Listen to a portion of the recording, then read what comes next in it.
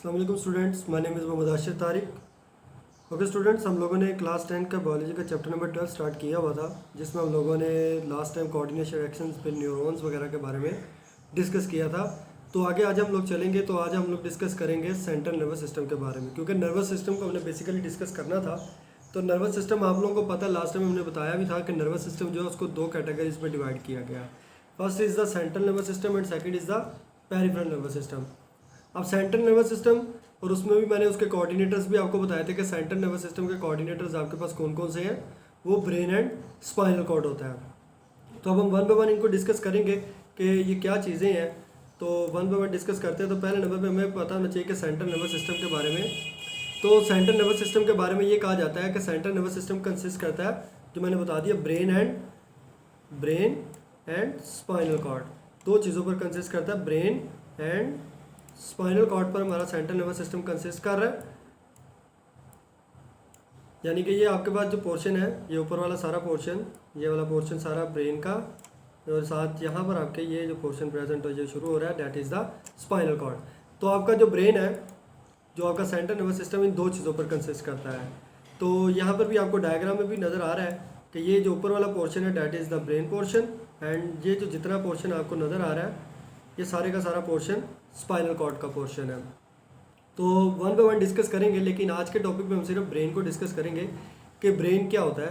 तो ब्रेन के बारे में क्या कहा जाता है कि इन एनिमल्स के जितने भी एनिमल्स हैं, उनकी जितनी भी एक्टिविटीज़ है, जो भी वो काम कर रहे हैं, वो ब्रेन के ज़रिए से कर रहे हैं। उनकी जितनी भी activities under the control of brain होती हैं, यानी कि ब्रेन के ज़रिए से वो अपनी सब एक्टिविटीज़ को क्या करते हैं, परफॉर्म करवाते हैं। उसके बाद हमारे पास लोकेशन आ जाती है।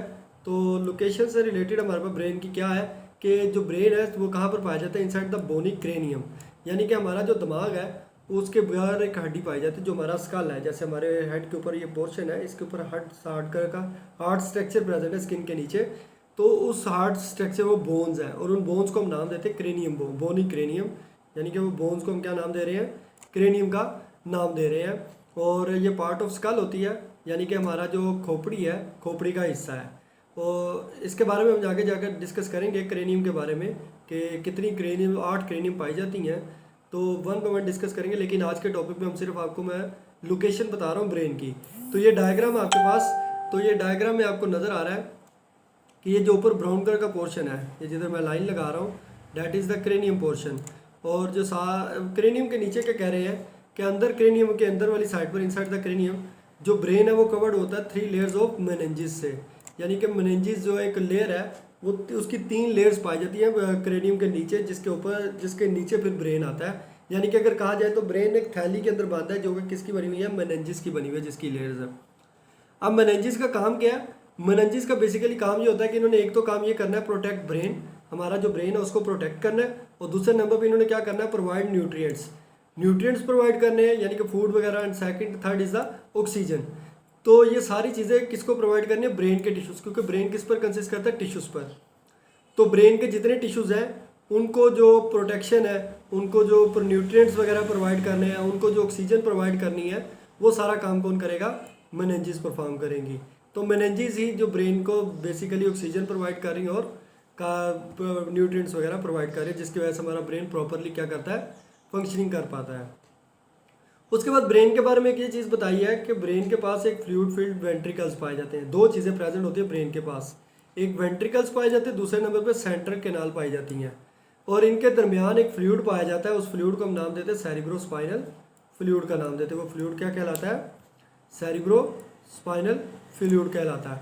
तो ये हमारे पास ब्रेन से रिलेटेड है कि ब्रेन में उन्होंने बता दिया कि पहले नंबर पे उसके डिफरेंट स्ट्रक्चर से रिलेटेड। अब आगे उन्होंने वेंट्रिकल्स और सेंट्रल कैनाल, यानी कि 2 लेयर्स प्रेजेंट है, फ्लूइड फील्ड कैविटीज़ है ये, इनके अंदर कैविटीज़ है बेसिकली, जिनके अंदर फ्लूइड पाया जाता है। और जो फ्लूइड इनके दरमियान में प्रेजेंट होता है, उस फ्लूइड को हम सेरिब्रोस्पाइनल फ्लूइड का नाम देते हैं। सेरिब्रल का मतलब होता है ब्रेन, और स्पाइनल मतलब स्पाइनल कॉर्ड, यानी कि ब्रेन और स्पाइनल कॉर्ड का फ्लूइड जो है उसको हम सेरिब्रोस्पाइनल फ्लूइड कह देंगे। और ये फ्लूइड प्रेजेंट होता है वेंट्रिकल्स और सेंट्रल कैनाल के दरमियान में, क्योंकि सेंट्रल कैनाल और वेंट्रिकल्स क्या है, कैविटीज़ है। अब आपके पास डिवीजन्स आ जाती है ब्रेन की। तो ब्रेन की मेजर डिवीजन्स है ह्यूमंस के अंदर, जो 3 मेजर डिवीजन्स, और जितने भी दूसरे वर्टिब्रेट्स हैं, जो बैकबोन रखने वाले ऑर्गेनिजम्स हैं, उन सब के अंदर ब्रेन की 3 डिवीजन्स हैं। जो पहली डिवीजन है उसको कहते हैं fore brain, second is the mid brain and third is the hind brain. तो इनको वन बाय वन डिस्कस करेंगे, फोर ब्रेन को, मिड ब्रेन को, हाइंड ब्रेन को। तो पहले नंबर पे हम जो डिस्कस करेंगे आज वो फोर ब्रेन है। पहले नंबर पे फोर ब्रेन के बारे में क्या कहा जाता है कि फोर ब्रेन जो है दिमाग का सबसे बड़ा हिस्सा है, हमारे ब्रेन का सबसे जो मेजर पोर्शन है, यानी कि फोर ब्रेन कहा जाता है अगले हिस्से को, हमारे दिमाग का जो अगला हिस्सा है वो सबसे बड़ा पोर्शन है ब्रेन का, फोर ब्रेन। और ये ज़्यादातर डेवलप्ड होता है ह्यूमंस के अंदर। हाईली डेवलप्ड किन में है? ह्यूमंस में ये हाईली डेवलप्ड होता है। अब इसके पार्ट्स के बारे में अगर देखा जाए, अगर आप जो डायग्राम देख रहे हैं तो डायग्राम में जो ये पोर्शन आपको नज़र आ रहा है, जहाँ पे मैं पेंसिल करूँगा तो ये जितना पोर्शन है ये सारे का सारा पोर्शन फोर ब्रेन पोर्शन है। ये कौन सा पोर्शन है? फोर ब्रेन का पोर्शन है हमारे पास। अब फोर ब्रेन के पार्ट्स है आगे हमारे पास। तो फोर ब्रेन को बेसिकली तीन पार्ट्स में डिवाइड किया गया। First is the thalamus, second is the hypothalamus and third is the cerebrum. तो इन सब पार्ट्स को वन बाय वन डिस्कस करेंगे कि इनका कहाँ पर प्रेजेंट होते हैं, इनका रोल क्या है हमारी बॉडी के अंदर, हमारे ब्रेन के अंदर ये काम क्या कर रहे हैं, तो इनको डिस्कस करेंगे। तो पहले नंबर पे हम थैलेमस को डिस्कस करते हैं कि थैलेमस क्या है। कि थैलेमस के बारे में कहा जाता है lies just below the cerebrum, यानी कि अगर पीछे डायग्राम देखो तो डायग्राम में जो आपके पास ये जितना ब्लैक ये ब्राउन कलर का पोर्शन नज़र आ रहा है डैट इज़ द सेरिब्रम। ये सारे का सारा पोर्शन क्या है? सेरिब्रम का पोर्शन हमारे पास। अब इस सेरिब्रम के बिल्कुल नीचे ये वाली जगह पर ये हमारे पास क्या प्रेजेंट है? ये थैलेमस प्रेजेंट है। तो सेरिब्रम के बिल्कुल नीचे क्या प्रेजेंट होता है? सेरिब्रम पाया जाता है। तो थैलेमस जो है वो बिल्कुल प्रेजेंट है अंदर द सेरिब्रम। और ये काम क्या कर रहा है? Act as a relay centre. Relay centre कहते हैं कि ताल्लुक के तौर पे, यानी कि दो चीज़ों को आपस में राब्ता बनाने के लिए। तो जो हमारा थैलेमस है वो एक्ट करता है एज अ रिले सेंटर, किन के दरमियान? बॉडी पार्ट्स के दरमियान और स्पाइनल कॉर्ड, यानी कि स्पाइनल कॉर्ड कहते हैं जो हमारी बैकबोन है ना, हमारी रीढ़ की हड्डी, तो वर्टिब्रल कॉलम, उस वर्टिब्रल कॉलम के अंदर एक मटेरियल पाया जाता है जिसको आप उर्दू में हराम मगज़ का नाम देते हो। तो वो हराम मगज़ को हम स्पाइनल कॉर्ड कहते हैं। तो हमारी जो स्पाइनल कॉर्ड और बॉडी के डिफरेंट पार्ट्स हैं इनके दरमियान जो कनेक्शन कायम करता है वो कौन है? थैलेमस का पोर्शन कायम करता है। उसके बाद थैलेमस ने क्या करना है? रिसीव्स करनी है इन्फॉर्मेशन और मॉडिफाई करना है। एक उनको इन्फॉर्मेशन को रिसीव करना है और दूसरे नंबर पे उनको चेंज करके, और कौन सी impulses? Sensory impulses. Sensory impulses ऐसी इम्पल्सिस को कहा जाता है जो आप किसी सेंस के ज़रिए से हासिल करते हो, यानी कि कोई भी सेंसरी इम्पल्स हो सकती है, सुनने वाली, देखने वाली, टच करने वाली। यहाँ से आप सेंसरी इन्फॉर्मेशन रिसीव करते हो। सिर्फ आपको थैलेमस एक इन्फॉर्मेशन, सेंसरी इन्फॉर्मेशन रिसीव नहीं करेगा, वो इन्फॉर्मेशन होती है नोज से, कि आपके नाक से जो स्मेल वगैरह की इन्फॉर्मेशन है वो आपका थैलेमस रिसीव नहीं करेगा। बाकी जितनी भी इंफॉर्मेशन है वो थैलेमस रिसीव करेगा और उसको मॉडिफाई करेगा। कहाँ पर भेजने से पहले? सेरिब्रम में भेजने से पहले। उसके अलावा इसका फंक्शन आ गया ये हमारे पास लास्ट में। ये फंक्शन है हमारे पास थैलेमस का, कि थैलेमस करता क्या है? ये करता है इन्वॉल्व होता है पेन परसेप्शन में, यानी कि दर्द महसूस करवाने में हेल्प करवाता है। तो दूसरे नंबर पे हमें जो, यानी कि बेसिकली कहने का मतलब कि जो आपको पेन महसूस होती है तो वो पेन को महसूस करवाने वाला काम किसका है? थैलेमस का है। और दूसरे नंबर पे जो कोई चीज़ है डैट इज़ कॉन्शियसनेस, यानी कि आपका जागना और सोना, ये भी कौन कंट्रोल करता है? ये भी थैलेमस ही कंट्रोल करेगा। तो ये हमारे पास थैलेमस से रिलेटेड पोर्शन है कुछ। उसके बाद हमारे पास आ जाता है हाइपोथैलेमस। अब हाइपोथैलेमस के बारे में क्या कहा जाता है कि हाइपोथैलेमस क्या है? कि ये पाया जाता है मिड ब्रेन के ऊपर और थैलेमस के बिल्कुल नीचे, यानी कि ये वाले पोर्शन में, ये जो पोर्शन है हमारे पास, ये हमारे पास हाइपोथैलेमस का है। और ये हमारे पास मिड ब्रेन है, ये वाला, ये हमारे पास मिड ब्रेन और ये हाइंड ब्रेन, और ये हमारे पास मिड ब्रेन। तो ये हमारे पास दो पोर्शंस, तो मिड ब्रेन के बिल्कुल ऊपर और हाइंड ब्रेन और थैलेमस के बिल्कुल नीचे प्रेजेंट होता है हाइपोथैलेमस।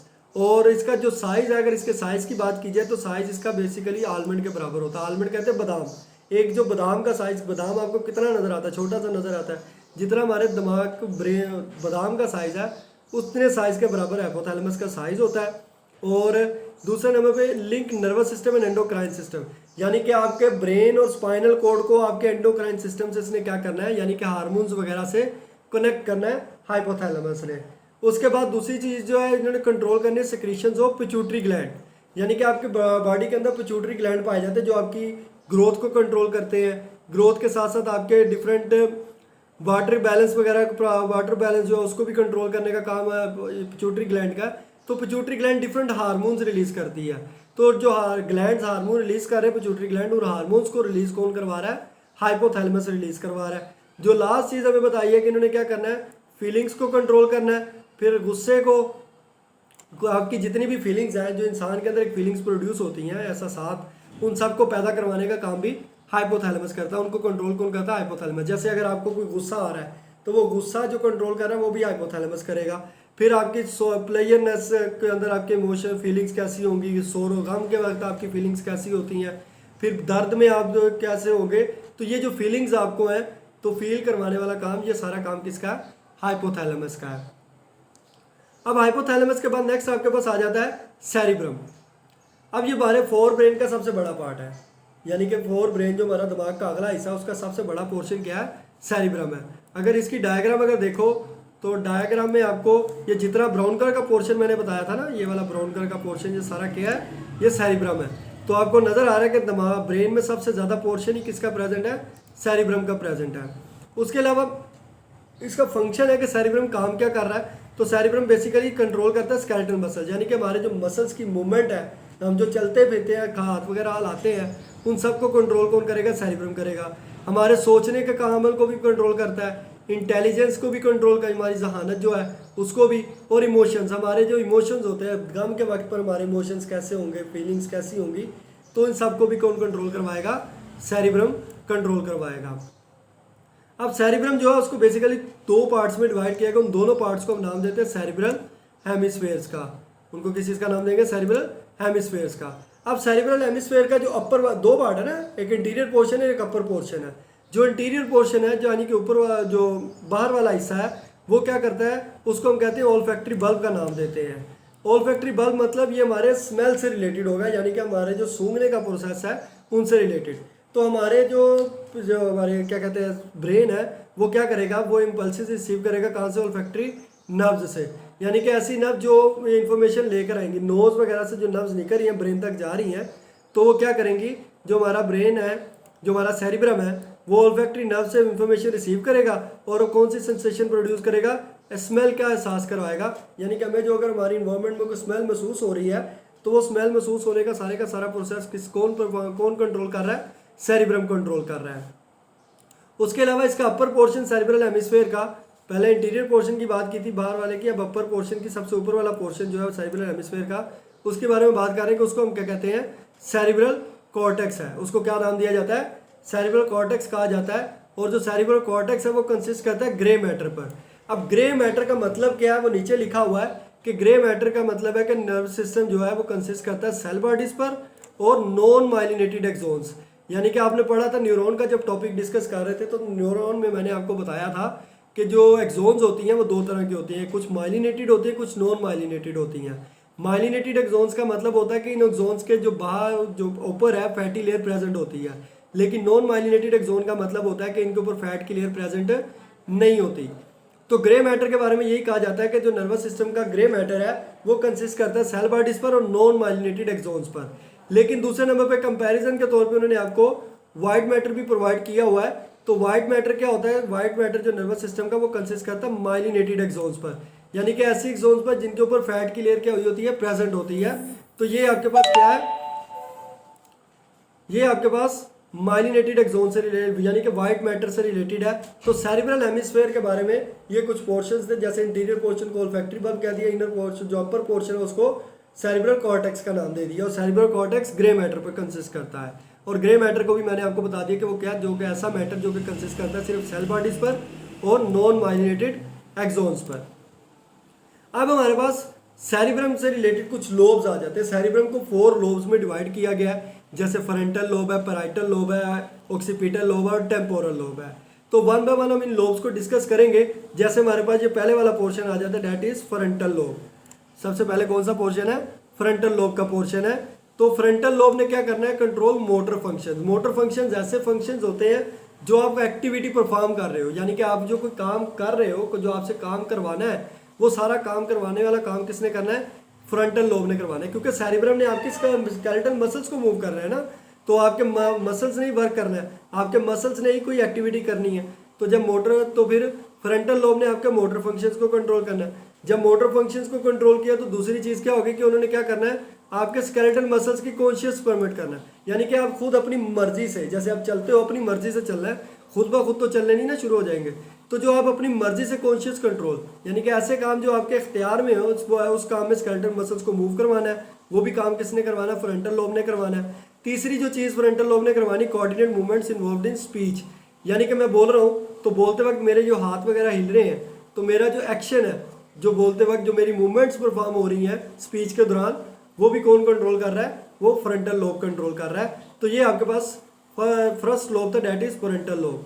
अब उसके बाद फ्रंटल लोब के बाद आपके पास आ जाता है टेम्पोरल लोब, पैराइटल लोब। ये आपके पास पैराइटल लोब है कि पैराइटल लोब अब क्या होता है कि पैराइटल लोब ने क्या करना है? Contain sensory areas. Parietal lobe के पास जितने भी सेंसरी एरियाज हैं वो सब प्रेजेंट होते हैं। ये क्या करेंगे? स्किन जितनी भी आपके जो इंफॉर्मेशन रिसीव करती है उन मैसेजेस को आगे, उन मैसेजेस को रिसीव करने का काम पैराइटल लोब का है। यानी कि आपकी स्किन के पास जो भी मैसेज आ रहा है उस मैसेज को रिसीव किसने करना है? पैराइटल लोब ने करना है। तीसरा जो लोब है आपके पास, डेट इज ऑक्सीपिटल लोब। अब ऑक्सीपिटल लोब के बारे में क्या कहा जाता है कि इसने रिसीव करनी और एनालाइज करनी कौन सी इन्फॉर्मेशन? विजुअल इन्फॉर्मेशन, यानी कि जो आप लोग देख रहे हो, जैसे मैं अभी देख रहा हूँ, अपने लेक्चर को देख रहा हूँ, या आप लोगों के सामने कोई चीज़ पड़ी है, आप उस चीज़ को देख रहे हो, कोई घड़ी पड़ी है तो आपको पता है कि वो आपके सामने क्या पड़ी है? घड़ी वगैरह प्रेजेंट है। तो वो आपका कौन बता रहा है आपको? जो आपने देखा, तो वो देखने की इन्फॉर्मेशन किसके पास जाएगी?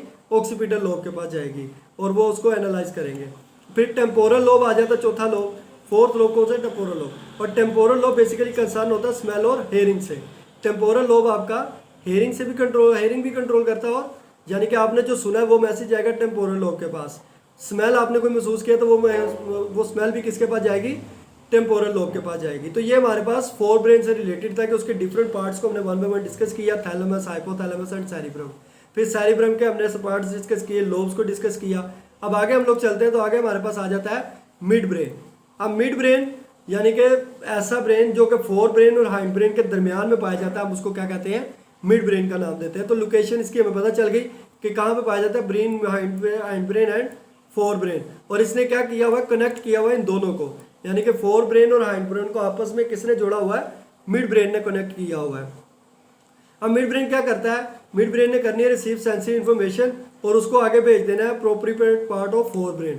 कि मिड ब्रेन ने इन्फॉर्मेशन, जितनी भी सेंसरी इन्फॉर्मेशन आ रही हैं, कोई सुनने वाली आ रही है, कोई टच करने वाली आ रही है, उन इन्फॉर्मेशन को रिसीव करने के बाद आपके फोर ब्रेन के हिस्सों को दे देना। जैसे अगर सुनने वाली इन्फॉर्मेशन थी तो सुनने वाली इन्फॉर्मेशन टेम्पोरल लोब के पास जानी थी ना, तो आपके मिड ब्रेन ने क्या किया? वो सुनने वाली इन्फॉर्मेशन को लिया और ले जाकर वो दे दिया टेम्पोरल लोब को, यानी कि फोर ब्रेन के पार्ट को।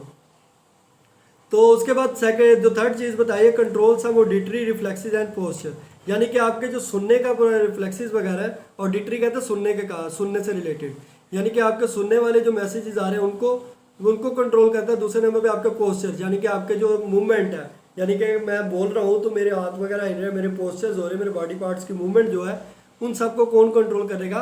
मिड ब्रेन कंट्रोल करता है। तो ये हमारे पास मिड ब्रेन से रिलेटेड, और मिड ब्रेन का जो पोर्शन है वो हमारे पास ये पोर्शन मिड ब्रेन से रिलेटेड पाया जाता है। ठीक है, ये हमारा पोर्शन किस चीज़ का है? मिड ब्रेन का पोर्शन है। अब इसके बाद हमारे पास जो थर्ड पार्ट आ जाता है, डेट इज हाइंड ब्रेन। वो कौन सा पोर्शन आ जाता है हमारे पास? हाइंड ब्रेन का पोर्शन आ जाता है। और ये डायग्राम अगर देखो तो डायग्राम में आपके पास ये जो पोर्शन है that is the hind brain. ये कौन सा पोर्शन है? हाइंड ब्रेन, यानी कि दिमाग का पिछला हिस्सा हमारा जो है उसके, ये भी तीन मेजर हिस्सों पर कंसिस्ट करता है, medulla oblongata, cerebellum and pons. अब यहाँ पर वर्ड सेरिबेलम है, not a cerebrum. Cerebrum is present in a fore brain but cerebellum is present in a hind brain. तो इनको वन बाय वन डिस्कस करेंगे। तो पहले नंबर पे हम मेडुला ऑब्लोंगेटा को देखते हैं। तो मेडुला ऑब्लोंगेटा जो आपका ये जो पोर्शन है, इस पोर्शन को हम मेडुला ऑब्लोंगेटा का नाम देते हैं। तो lies over the top of spinal cord, यानी कि ये आपकी स्पाइनल कॉर्ड है। स्पाइनल कॉर्ड के बिल्कुल ऊपर आपके प्रेजेंट है मेडुला ऑब्लोंगेटा प्रेजेंट है। तो मेडुला ऑब्लोंगेटा कंट्रोल क्या करता है? यानी कि आपका ब्रीथिंग का, हार्ट रेट को, ब्लड प्रेशर को, इन सब को कंट्रोल किसने करना है? मेडुला ऑब्लोंगेटा ने करना है। क्योंकि ब्रीथिंग चैप्टर नंबर 11 जब 10 स्टार्ट किया था तो उसमें जब मैकेनिज्म पढ़ा था ब्रीथिंग का, तो उसमें आपको रेस्पिरेटरी सेंटर के बारे में बताया था। तो जो रेस्पिरेटरी सेंटर है ब्रेन का वो प्रेजेंट होता है ये हाइंड ब्रेन के मेडुला ऑब्लोंगेटा में, जो कि किस चीज़ को कंट्रोल कर रहा है? ब्रीथिंग को कंट्रोल कर रहा है, हार्ट रेट को कंट्रोल कर रहा है और ब्लड प्रेशर वगैरह को हमारा हाइंड ब्रेन को मेडुला ऑब्लिंगेटा क्या करेगा, कंट्रोल करेगा।